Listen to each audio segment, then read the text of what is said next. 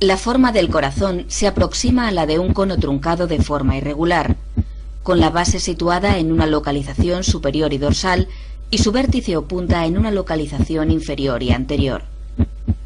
La base se sitúa a la derecha y la punta a la izquierda.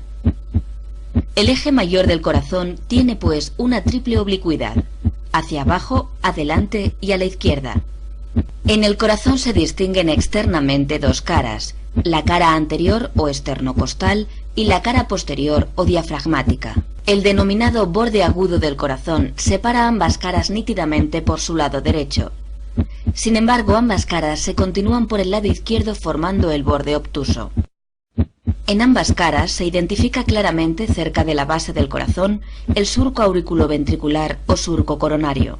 En la cara anterior, el surco auriculoventricular se encuentra interrumpido por la salida de la arteria pulmonar y por detrás de esta la aorta. Estos grandes vasos nos ocultan las aurículas. 2/3 de la cara anterior corresponden al ventrículo derecho y 1/3 al ventrículo izquierdo. Separando ambos se localiza el surco interventricular anterior, que corresponde en la profundidad al tabique interventricular. En la cara posterior o diafragmática se aprecia el surco interventricular posterior. En esta cara la porción que corresponde a ambos ventrículos es aproximadamente la misma. El vértice cardíaco forma la zona más inferior del corazón y corresponde al ventrículo izquierdo. La zona más superior del corazón corresponde a la base cardíaca. Se orienta hacia atrás y a la derecha y se corresponde casi exclusivamente con las aurículas. A su derecha presenta la desembocadura de las venas cava superior e inferior. El resto de la base corresponde a la aurícula izquierda.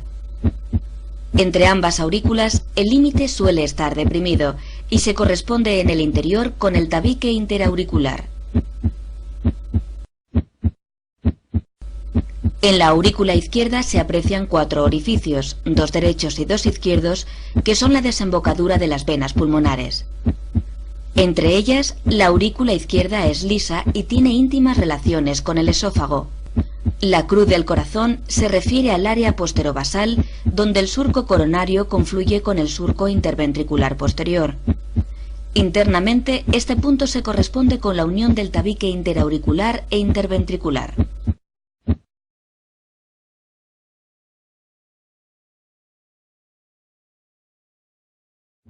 El corazón se localiza en el tórax, sobre la parte media del diafragma entre los dos pulmones. El corazón constituye parte del mediastino anterior, junto con el timo, la tráquea y los bronquios principales, izquierdo y derecho. Su base se encuentra delante de la cuarta y quinta vértebras dorsales, el esófago y la aorta torácica descendente. El impulso apical o de la punta cardíaca puede palparse en el cuarto o quinto espacio intercostal, cerca de la línea medioclavicular. 1/3 del corazón está a la derecha de la línea media y 2/3 a la izquierda. El tamaño y peso del corazón varía considerablemente dependiendo de la edad, el sexo, la altura del sujeto, la grasa epicárdica y el estado de nutrición general. Por término medio, el corazón pesa unos 325 gramos en el hombre y unos 275 gramos en la mujer.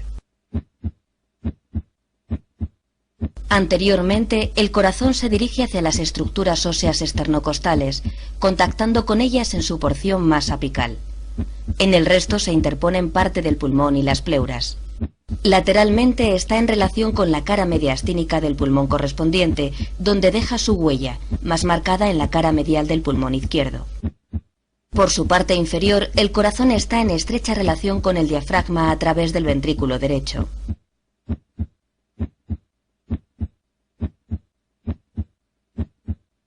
Posteriormente, la base cardíaca establece una estrecha e importante relación con el esófago. Este discurre entre la desembocadura de las venas pulmonares derechas e izquierdas. Esta proximidad facilita la exploración cardíaca transesofágica, empleando sondas ultrasónicas específicamente diseñadas para este fin.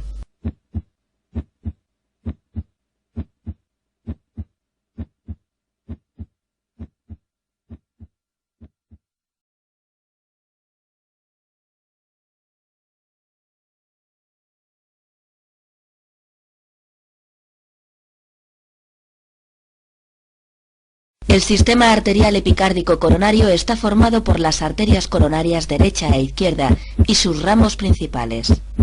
Las arterias coronarias derecha e izquierda se originan de sus respectivos orificios situados en los senos de Valsalva derecho e izquierdo. El tronco común de la arteria coronaria izquierda recorre una distancia variable entre 1 y 25 milímetros para bifurcarse después en la arteria coronaria descendente anterior y en la arteria coronaria circunfleja. La arteria descendente anterior se distribuye por el surco interventricular anterior dirigiéndose hacia la punta del corazón. En su trayecto da origen a dos grandes grupos de arterias, el sistema de las arterias perforantes septales y el sistema de las arterias diagonales. Como resultado de esta segmentación, la arteria descendente anterior será responsable de la irrigación del miocardio ventricular izquierdo anterolateral, apical, septal medio y anterior.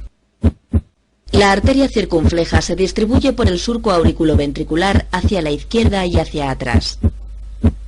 A lo largo de su trayecto da origen al sistema de arterias obtusas marginales y posterolaterales. Estas arterias se distribuyen perpendicularmente a la arteria circunfleja a lo largo del borde obtuso del corazón, su cara lateral y su cara posterior, hasta cerca del surco interventricular posterior. La arteria circunfleja será responsable de la irrigación de la cara lateral del ventrículo izquierdo y en mayor o menor importancia de su cara posterior, dependiendo del desarrollo de los ramos posterolaterales derechos y del origen de la arteria descendente posterior.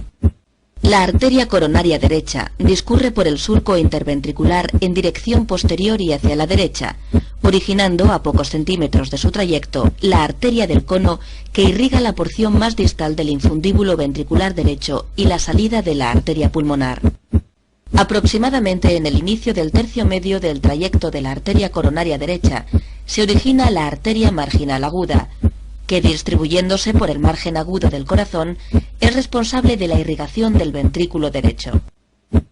Al alcanzar la cruz cardíaca, la arteria coronaria derecha se suele ramificar en la arteria descendente posterior y en los ramos posterolaterales derechos, estos últimos en número variable y de mayor o menor desarrollo.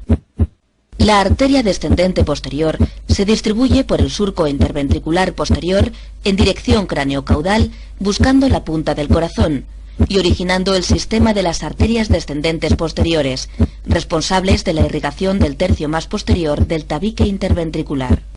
La arteria coronaria derecha es responsable de la irrigación del miocardio ventricular derecho, miocardio ventricular izquierdo posterior y septal posterior. A través de la arteria del nodo sinusal y de la arteria del nodo auriculoventricular, la arteria coronaria derecha irriga elementos fundamentales del origen y conducción del impulso eléctrico. En un 50% de los casos, la arteria del nodo sinusal se origina de la arteria circunfleja. Se reconocen en el corazón tres grandes sistemas de drenaje venoso: el seno coronario y sus venas tributarias, las venas ventriculares anteriores derechas y las venas de Tevesio. El seno coronario se localiza en el surco auriculointerventricular posterior, cerca de la cruz del corazón. En él fluye la sangre venosa procedente de la gran vena cardíaca, de la vena cardíaca media, de la pequeña vena cardíaca, de las venas posteriores del ventrículo izquierdo y de la vena oblicua auricular izquierda o vena de Marshall. El seno coronario recoge predominantemente la sangre procedente del ventrículo izquierdo, drenándola en la aurícula derecha cerca de la desembocadura de la vena cava inferior. La vena interventricular anterior discurre por el surco interventricular anterior, ascendiendo paralela al trayecto de la arteria coronaria descendente anterior. Al alcanzar el surco auriculoventricular, tuerce a la izquierda y se dirige posteriormente por el surco, recibiendo en este punto el nombre de gran vena cardíaca. Existen de 2 a 4 venas anteriores cardíacas que drenan el miocardio ventricular derecho anterior.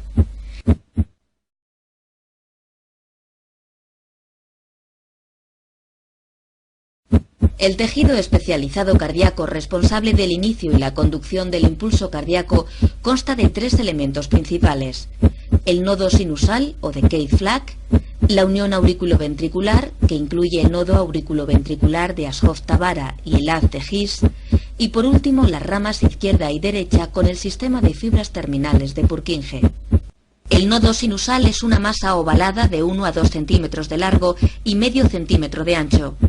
Se localiza a nivel subepicárdico en la unión de la vena cava superior y la aurícula derecha. Posee una función predominante en la formación del impulso cardíaco. Sus células especializadas se despolarizan espontáneamente y a una frecuencia superior a lo que lo hacen otras células dotadas de automatismo y localizadas en porciones más inferiores del sistema de conducción. Los tractos intraatriales específicos para la conducción del impulso desde el nodo sinusal hasta el nodo auriculoventricular son 3. El tracto anterior o de Bachmann, el tracto medio o de Beckenbach y el tracto posterior o de Thorel. El tracto anterior dirige los impulsos desde la aurícula derecha hacia la aurícula izquierda. En la unión auriculoventricular se distinguen dos grandes elementos, el nodo auriculoventricular de Ashhoft-Thabara y el haz de His. El nodo auriculoventricular de Ashhoft-Thabara está situado a nivel epicárdico, en la base de la aurícula derecha, en el centro del área delimitada posteriormente por la desembocadura del seno coronario y anteriormente por la inserción del velo septal de la válvula tricúspide. Es una pequeña estructura ovoidea de unos 3 a 5 milímetros. Sus células especializadas son las responsables del retardo del impulso formado en el nodo sinusal antes de alcanzar los ventrículos. El haz de His es la continuación de la porción distal del nodo auriculoventricular. Es una estructura con forma de cordón de unos 2 centímetros de longitud y unos 4 milímetros de diámetro.